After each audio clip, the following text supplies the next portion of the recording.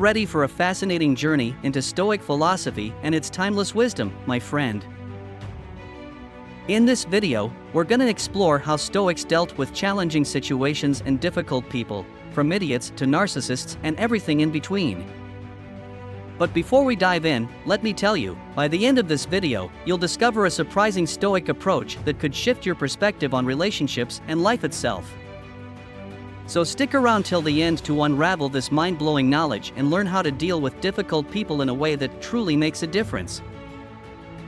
Let's get started. Before we begin, don't forget to subscribe to our channel and hit that notification bell. This way, you'll stay up to date with all the new videos we'll be sharing with you. Now, let's kick things off. Have you ever found yourself in the chaos of public transportation, with the train cars packed like sardine cans, only to be greeted by the unmistakable aroma of sweat emanating from the person in front of you? Man, that can be pretty darn annoying, right? Especially when that person turns out to be a rude and loud individual having a shouting match on their phone. Even when someone tries to call them out, they just spew some nasty words and carry on with their inappropriate behavior. We've all experienced something similar in our lives, bumping into unpleasant individuals in different public settings, be it on the bus, train, streets, restaurants, work, traffic, and even in our own private space. It's sad that there are people with such negative attitudes everywhere.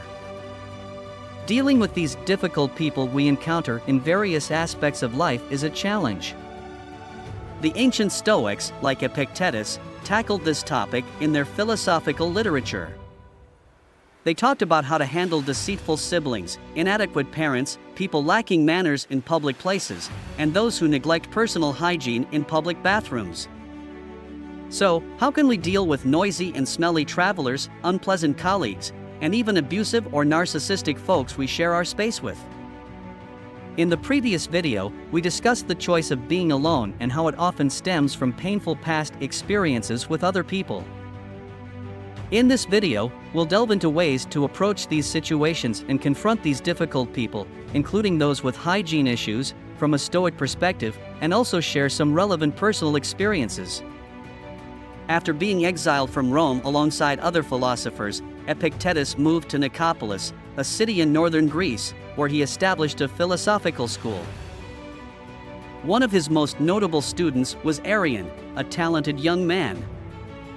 Without Arrian's contributions, we might not know esteemed philosopher Epictetus today, who left behind an extensive legacy of lectures and a notebook with his master's most significant teachings. One of these philosophical lessons from Epictetus centered around a key element of Roman civilization: public baths. Baths were a fundamental part of the Roman Empire, and its culture, based on that of the ancient Greeks, spread throughout the Mediterranean. Baths were not only places for personal hygiene but also social spaces where Romans gathered with friends, threw parties, and politicians sought popular support. Even wealthy individuals who had private baths in their homes would visit public baths due to their social nature. However, as expected in crowded public places, there were always troublemakers, those causing disruptions, stealing, or behaving inappropriately as if the public baths were their own property. Diving into the reading of Stoic texts, we discover that, in many respects, human nature remains unchanged, and difficult people have been a constant throughout time. So, what was Epictetus' suggestion for dealing with difficult people in his time? Epictetus advised his disciples to reflect on the nature of their actions. He attributed specific characteristics to each activity we engage in. In the case of visiting public baths, for example, we know that certain things are inevitable, even if we dislike them: people splashing around, shoving, abusive language, shouting, intimidation, or, if it existed back then, even throwing heavy objects. Being aware of these inherent aspects of the bathing experience, we shouldn't be surprised when we encounter them. So, what did Epictetus recommend? He suggested that the main focus should not only be on bathing itself but also on keeping the mind calm and under control. In his own words, then you will conduct this action with greater security if you remember to tell yourself, I am going to bathe and will keep my mind in harmony with nature. And the same way with each action. For then, if some obstacle arises in the bath, you will be ready to say, I didn't wish only to bathe, but to keep my mind in harmony with nature, and the things that happen will not disturb you. If you're enjoying what you've seen so far, I encourage you to show your support by hitting that like button down below. Your support is crucial for us to keep bringing you quality content. Similarly, we can apply this Stoic approach to using public transportation. What is the nature of this activity? Is it always peaceful, with seats available for everyone? Do people always show kindness and sociability on the bus? Do trains always arrive punctually without exception? Any traveler will admit that, though there might be positive experiences, they don't fully reflect the nature of using public transportation. Instead, there are unpleasant aspects like loud, smelly, and antisocial people trying to evade fares, taking up too much space, and blasting speakers in the crowded subway car. So, what's the Stoic perspective on using public transportation?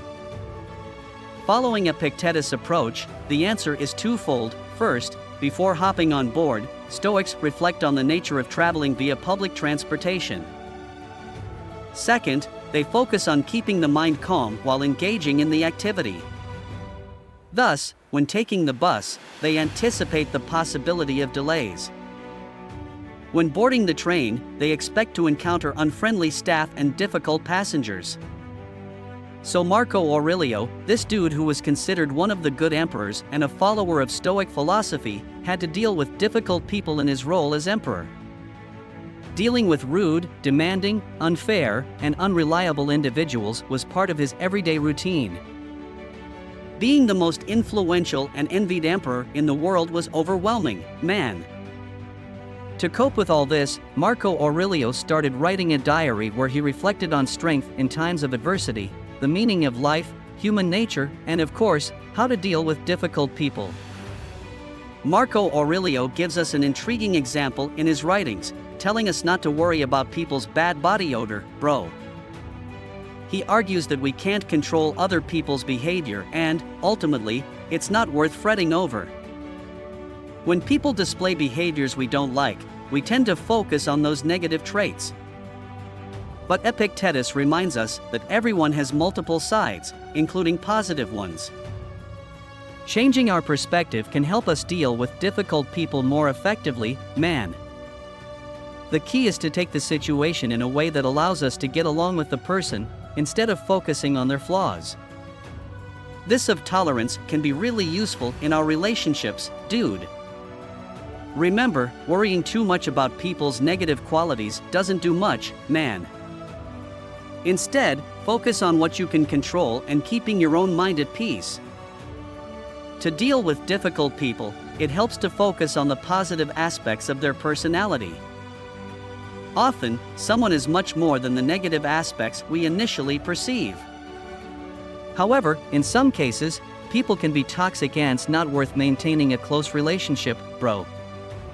Imagine sharing your house with someone who sets a fire that produces smoke. As long as the fire is manageable and the smoke is tolerable, you won't see a reason to leave. But when the smoke becomes unbearable, you have to consider leaving, man. Sometimes, we face difficult situations in our family relationships. In my personal case, I haven't talked to my dad in over 5 years because of his narcissistic behavior. Even though he's my dad, I had to set boundaries when his behavior became unacceptable. Epictetus reminds us that we have the ability to choose how to deal with difficult people.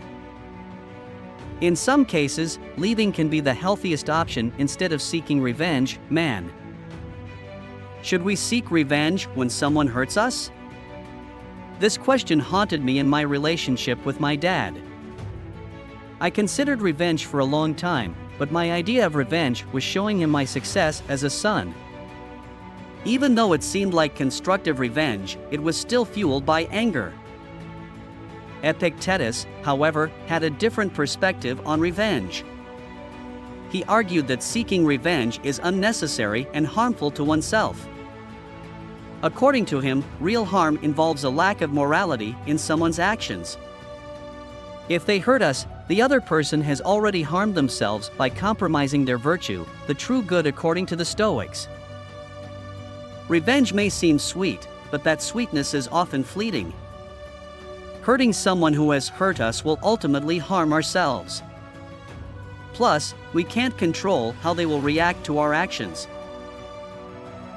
The Stoics teach us to deal with difficult people, including those who emanate bad odors, without resorting to revenge. How do you handle difficult people? Which Stoic perspective do you prefer? Leave us your comment below and we will be reading what you have to share. Remember to subscribe and activate the notification bell to continue enjoying our content. Until next time.